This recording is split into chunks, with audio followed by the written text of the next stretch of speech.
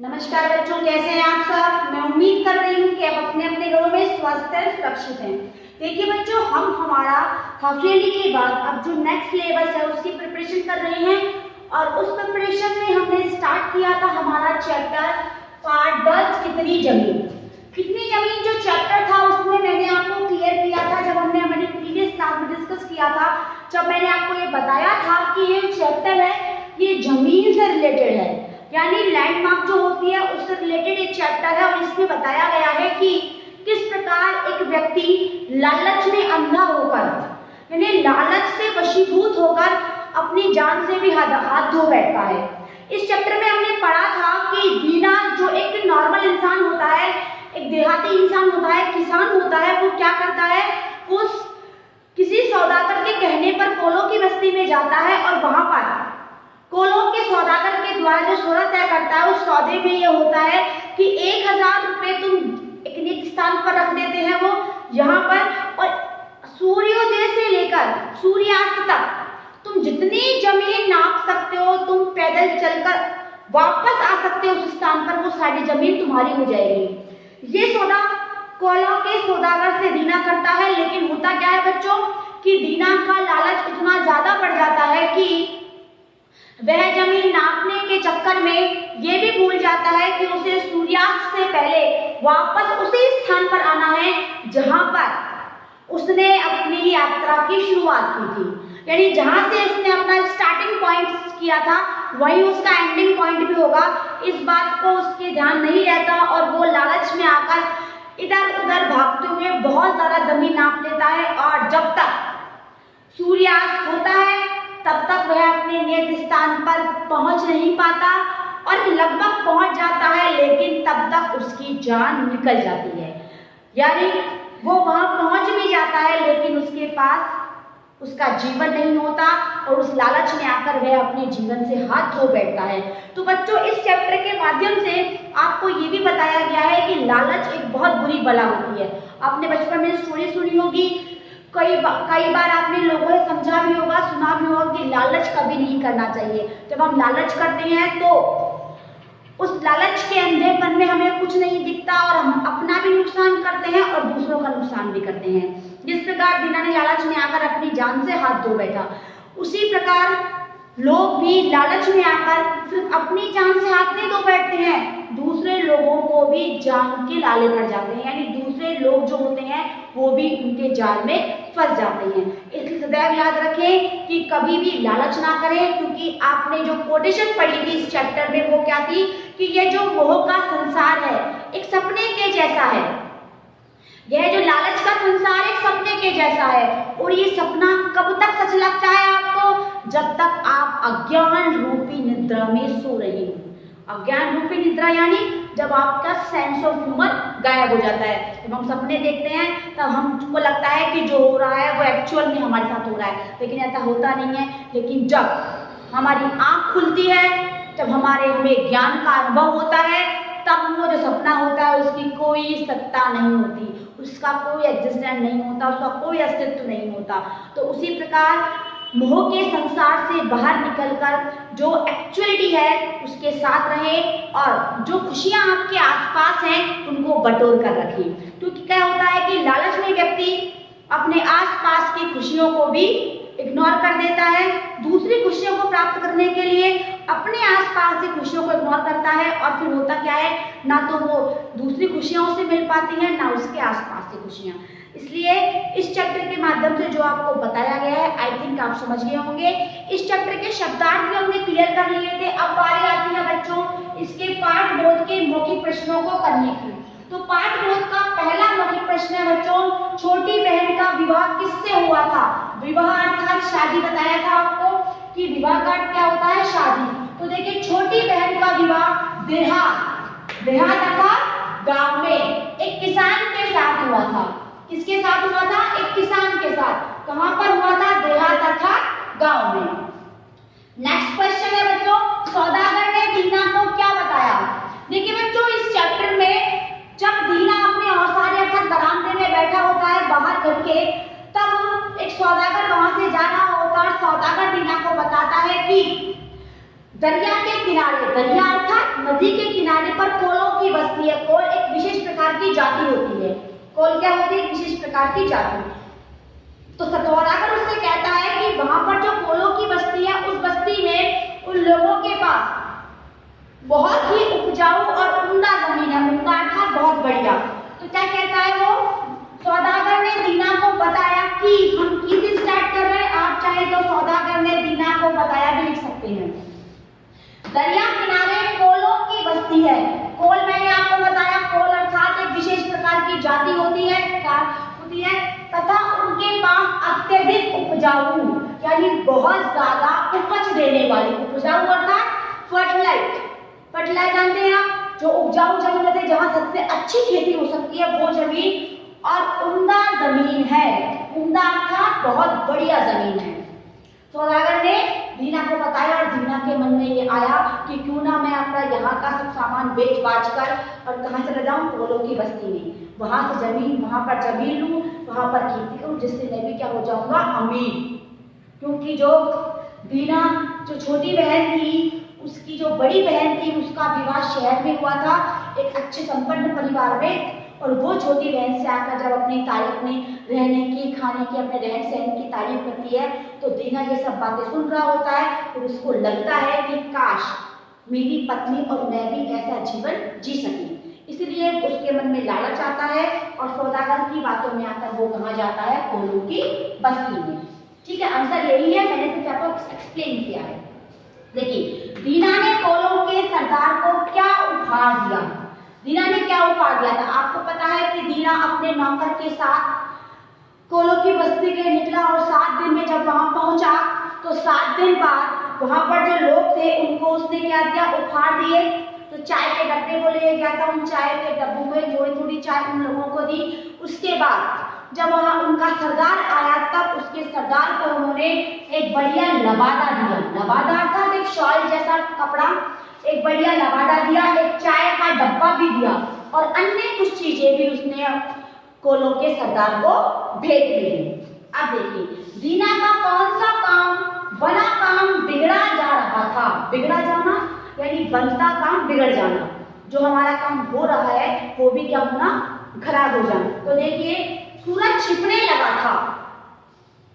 सूरज छिपने लगा था। जब हमने चैप्टर एक्सप्लेन किया तब आपको एक बात बताई थी कि कोलों के सरदार ने दीना के सामने एक शर्त रखी थी कि 1000 रुपए में तुम एक दिन के अंदर सूर्योदय से लेकर सूर्यास्त तक जितनी भी जमीन नाप सकते हो, तुम पैदल चलकर आ सकते हो, वो जमीन सारी तुम्हारी। लेकिन शर्त यह है कि जहां से तुमने इस यात्रा की शुरुआत करोगे सूर्योदय पे, सूर्योदय के स्टार्टिंग में जब तुम अपनी यात्रा की शुरुआत करोगे, सूर्यास्त से पहले तुम्हें उसी स्थान पर वापस आना होगा। यदि तुम इस स्थान पर वापस नहीं आते हो तो तुम्हारी जमीन से भी तुम हाथ धो बैठोगे, ये तुमने नापी है उससे, और साथ में जो तुमने 1000 रुपए की रकम रखी है तुम उस पर भी हाथ धो बैठोगे। तो देखिए क्या हुआ था बच्चों, दीना का काम क्यों बिगड़ रहा था? क्योंकि सूरज छिपने लगा था।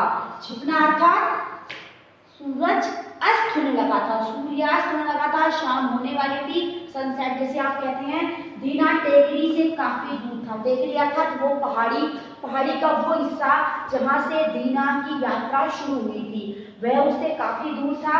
वह नियत समय पर टेकरी पर नहीं पहुंचता है तो उसके द्वारा नापी गई जमीन उसके हाथ से निकल जाएगी। यदि वह निर्धारित समय पर टेकरी पर नहीं पहुंचता है, पहाड़ी पर नहीं पहुंचता है, तो जो जमीन उसके द्वारा नापी गई है वो क्या हो जाएगी बच्चों? वो सारी जमीन जब्त हो जाएगी, कोल के सरदार के पास वापस चली जाएगी, और जो दीना ने 1000 रुपए दिए हैं उनको शर्त के मुताबिक, वो 1000 रुपए भी दीना के किसके पास पहुंच जाएंगे? कोलों के सरदार के पास। तो दीना का जो बंटा हुआ काम था, दीना ने बहुत ज्यादा जमीन नाप ली थी, वो सारा काम क्या हो रहा था? उसका बिगड़ा जा रहा था। इसका नेक्स्ट क्वेश्चन है बच्चों, देखिए बच्चे, इसका नेक्स्ट क्वेश्चन जो था हमारा वो है, कोल लोग गया और व्यंग से क्यों हंसने लगे? यानी कोल लोगों को क्या ऐसा लगा जिसकी वजह से उन्हें दया भी आ रही थी और उन्हें व्यंग से हंसी भी आ रही थी।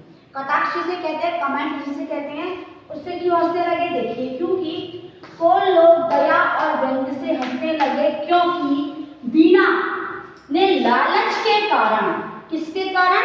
लालच के कारण अपनी क्षमता से अधिक परिश्रम किया।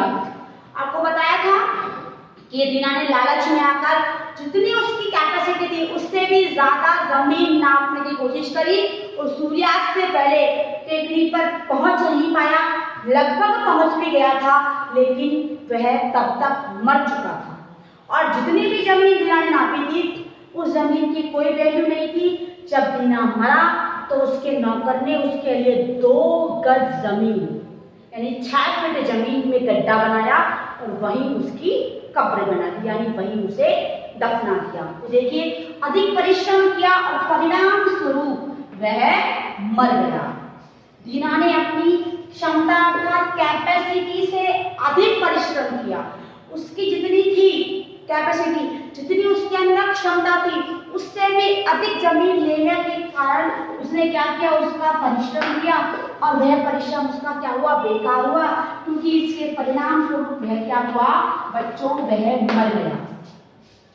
दीना ने इतनी ज्यादा मेहनत की, लेकिन लालच में आकर जो मेहनत की उस मेहनत का कोई परिणाम नहीं निकला।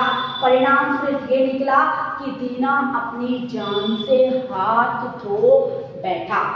दीना अपनी जान से हाथ धो बैठा। अब देखिए बच्चों, इसका एक क्वेश्चन और है। ये चैप्टर में एक है अर्थ ग्रहण संबंधी प्रश्न। ये मैं आपको यही क्लास में क्लियर करवा रही हूँ, आप ध्यान से सुनना। पाठांश को पढ़कर प्रश्नों के उत्तर लिखने हैं आपको।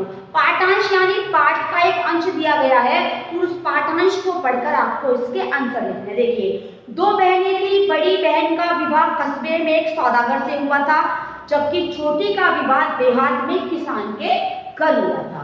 बड़ी बहन छोटी बहन के घर आकर अपने शहर के जीवन की तारीफ करने लगी। देखो कैसे आराम से हम रहते हैं, फैंसी कपड़े और ठाट के सामान, स्वाद के खाने पीने की चीजें, और फिर तमाशा, थिएटर, बाग और बगीचे। छोटी बहन को बात लग गई।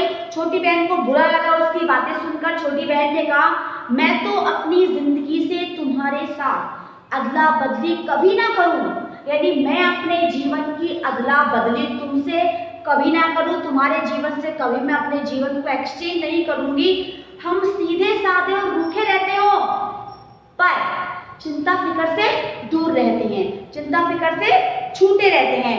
किसानी जिंदगी फूली और चिकनी नहीं दिखती तो क्या, उम्र लंबी होती है और मेहनत से तंदुरुस्ती भी बनी रहती है। ये जो चैप्टर हमने पढ़ा है उसी का अंश है। बच्चों, ऐसे क्वेश्चंस कब आते हैं आपको पता है, आपने पढ़ा होगा अपठित गद्यांश।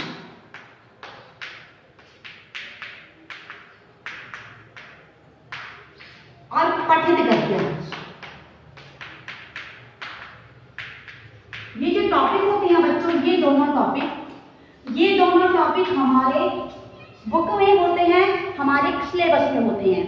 ये गद्यांश वाला टॉपिक है, सेम ऐसा ही अपठित पद्यांश भी होता है, यही कोई कविता का पोर्शन, और पठित पद्यांश भी होता है। अपठित और पठित। अपठित का अर्थ होता है जो आपने कभी नहीं पढ़ा हो, ऐसा गद्यांश, गद्य का अंश, और पठित अर्थात ऐसा गद्य का अंश जो आपने पढ़ा है। अब ये आपका पठित गद्यांश है, जो हम कर रहे हैं वो कौन सा है? पठित गद्यांश। अब इसको हमने पढ़ा है, जब हम इसको सॉल्व करते हैं तो बच्चों हमें कुछ जो रूल्स हैं इसके वो फॉलो करने होते हैं। पहला रूल क्या होता है बच्चों? पहला हमेशा याद रखें, जब भी आपको कोई अपठित या पठित गद्यांश या पद्यांश कुछ भी दिया जाए, चाहे आपको गद्य का अंश दिया जाए, चाहे आपको पद्य का अंश दिया जाए, आप सदैव इस बात का ध्यान रखें कि आपको कम से कम 2 से 3 बार पूरे ध्यान से उसे पढ़ना होता है। जब वो पठित है तब भी और अपठित है तब भी। जब आप उसे ध्यान से 2 से 3 बार पढ़ते हैं, उसके बाद आप उसके क्वेश्चंस पढ़ते हैं, तो आप जो आंसर्स होते हैं वो एक के बाद एक अपने दिमाग में अपने आप आते हैं, क्योंकि आपको पता होता है कि आप उस गद्यांश और पद्यांश को पढ़ चुके हैं, तो इसका आंसर क्या होगा या किससे रिलेटेड होगा। इतना क्लियर होने के बाद आप इजीली उसके क्वेश्चन आंसर कर पाते हैं। लेकिन कुछ बच्चे क्या करते हैं, मिस्टेक करते हैं कि पहले क्वेश्चन आंसर पढ़ते हैं, फिर गद्यांश और पद्यांश से फाइंड आउट करते हैं। जब वो फाइंड आउट करते हैं तब क्या होता है, जो बार बार कंफ्यूज होते हैं, बार बार गद्यांश की एक लाइन पढ़नी पड़ती है। तो क्वेश्चन पहले ना पढ़कर यदि आप गद्यांश पहले पढ़ेंगे तो दैट्स बेटर फॉर यू कि आप क्या करेंगे, उसके आंसर्स को इजीली प्राप्त कर लेंगे, आपको उसके आंसर आसानी से प्राप्त हो जाएंगे। तो देखिए ये जो हमने पाठांश पढ़ा, अब इसके क्वेश्चन आंसर करते हैं। देखिए बड़ी बहन का विवाह किससे हुआ था बच्चों? तो देखिए जैसे आपने पढ़ा आपको आ गया होगा समझ में, बड़ी बहन का विवाह कस्बे में एक सौदागर से हुआ था। किससे हुआ था? बड़ी बहन का विवाह कस्बे में एक सौदागर से हुआ था। ये आप अपनी बुक में मेंशन कर लेंगे आप सभी। मैं इस वीडियो के माध्यम से आपको इसलिए क्लियर कर रही हूँ ताकि आप अपनी बुक से इस चैप्टर को इजीली करें। पेज नंबर 93 पर ये पाठांश है और 94 पर इसके क्वेश्चन आंसर हैं। मैं क्वेश्चन आंसर बता रही हूँ आपको। बड़ी बहन का विवाह किससे हुआ था? बड़ी बहन का विवाह कस्बे में एक सौदागर के साथ हुआ था। नेक्स्ट क्वेश्चन, बड़ी बहन ने अपने शहरी जीवन की क्या तारीफ की? यानी उसने क्या बताया अपने शहरी जीवन के बारे में? तो उसने बताया कि हम कितने आराम से रहते हैं। बड़ी बहन ने बताया कि हम बहुत आराम से रहते हैं, फैंसी कपड़े पहनते हैं और ठाट बाट के सामान है हमारे पास तमाशा है, थिएटर है, बाग है, बगीचे हैं, हम बहुत मजे की जिंदगी जी रहे हैं। बड़ी बहन ने क्या बताया? देखिए कि हम बहुत आराम से रहते हैं, फैंसी कपड़े पहनते हैं, ठाट के सामान है हमारे पास और हम स्वाद की खाने पीने की चीजें, तमाशा, थिएटर और बाग बगीचे हैं। अब देखिए छोटी बहन ने बड़ी बहन से अपनी जिंदगी की अदला बदली करने से क्यों इनकार किया? छोटी बहन ने बड़ी बहन से अपने जीवन की अदला बदली करने से इनकार इसलिए किया क्योंकि छोटी बहन ने कहा कि हम भले रूखे सूखे खाते हो, रूखे सूखे रहते हो, लेकिन एकदम शांत और चिंता से मुक्त जीवन जीते हैं। हम भले ही रूखे सूखा खाते हो और रूखे सूखे ही रहते हो, लेकिन हम चिंता मुक्त जीवन जीते हैं। और जो हम परिश्रम करते हैं उस परिश्रम का फल हमें किससे मिलता है? ना तो हम बीमार होते हैं और हम हमेशा एक्टिव रहते हैं। यानी हमेशा क्या रहते हैं? हमेशा हम काम करते रहते हैं, परिश्रमी है, इसलिए हम कभी भी बीमार नहीं होते। तो इसका आंसर क्या लिखेंगे आप लिखेंगे कि छोटी बहन ने बड़ी बहन से कहा कि हम भले ही रूखे सूखा खाते हैं, रूखा सूखा रहते हैं, लेकिन चिंता से मुक्त जीवन जीते हैं। हम भले ही रूखा सूखा खाते हैं और रूखा सूखा रहते हैं, रूखे सूखे रहते हैं, लेकिन चिंता से मुक्त जीवन जीते हैं। और जो परिश्रम करते हैं उससे हमारी उम्र लंबी होती है, हमारी आयु लंबी होती है और साथ ही हम सेहतमंद भी रहते हैं। हम तंदुरुस्त रहते हैं, हम सेहतमंद रहते हैं। जो ये पाठांश है, अपठित गद्यांश, अपठित गद्यांश, ये टॉपिक है हमारी सिलेबस में होता है। अपठित और पठित दोनों होते हैं, गद्यांश भी होता है, पद्यांश भी होता है। जो आज हम डिस्कस किया वो पठित गद्यांश है, क्योंकि जो हमने चैप्टर पढ़ा था ये उसी का अंश है। इसके क्वेश्चंस मैंने आपको समझाए हैं, आप इन्हें अपने लेवल पर भी कर सकते हैं, जैसा आपको समझ में आए वैसा करिए। ये जो चैप्टर है इसके मौखिक प्रश्न हो चुके हैं, अब बात आती है इसके शॉर्ट आंसर्स की। तो आज की क्लास में इतना ही। Thank you and have a nice day बच्चों।